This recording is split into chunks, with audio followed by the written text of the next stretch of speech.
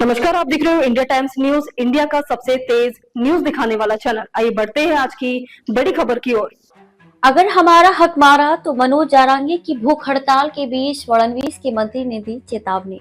महाराष्ट्र के कद्दावर मंत्री और ओबीसी नेता छगन भुजबल ने साफ लफ्जों में कहा है कि मराठा समुदाय को अन्य पिछड़ा वर्ग ओबीसी के कोटे में शामिल करना गलत होगा। उन्होंने चेतावनी दी कि अगर ओबीसी का हक मारा गया तो लाखों लोग सड़कों पर उतर आएंगे।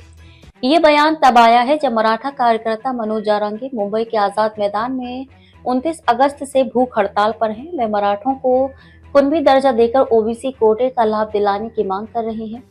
भुजबल ने ओबीसी नेताओं की बैठक के बाद पत्रकारों से बात की और कहा कि 374 समुदायों के लिए सिर्फ 17% कोटा बचा है। ऐसे में मराठों को इसमें शामिल करना ओबीसी समुदायों के साथ नाइंसाफी होगी।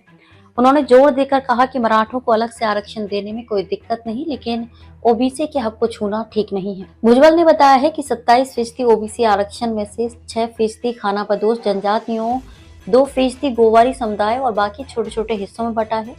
बचा हुआ 17% ही 374 समुदायों के लिए उपलब्ध है।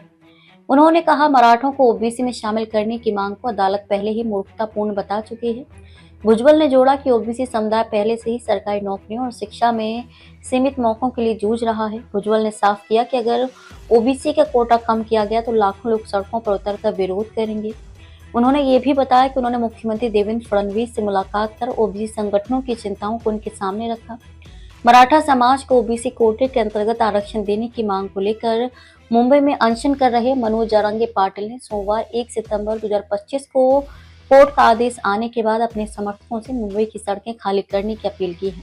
इससे पहले मुंबई उच्च न्यायालय ने सरकार को मंगलवार दोपहर 12 बजे तक दक्षिण मुंबई के विभिन्न मार्गों पर जमे आंदोलनकारियों को हटाने के निर्देश दिए थे। सोमवार को मनोज जारांगी पाटिल के अनशन का चौथा दिन था। अपने जालना स्थित गांव अंतरवाली सराटी से बड़ी संख्या में अपने समर्थकों के साथ चलकर 29 अगस्त को मुंबई पहुंचे जारांगी दक्षिण मुंबई के आजाद मैदान में अनशन कर रहे हैं और उनके हजारों समर्थकों ने आजाद मैदान के सामने ही स्थित Chhatrapati Shivaji Maharaj terminus CSMT railway station सहित आसपास की सड़कों पर डेरा जमा रखा है। कोर्ट का ये निर्देश आने के बाद मुख्यमंत्री देवेंद्र फडणवीस ने पत्रकारों से बात करते हुए कहा कि कोर्ट का निर्देशों को पालन किया जाएगा। इसके बाद मनोज जारांगी पाटिल ने भी अपने समर्थकों को संबोधित करते हुए कहा कि वे न्याय देवता के आदेशों को पालन करते हुए सड़कों पर उपद्रव न करें।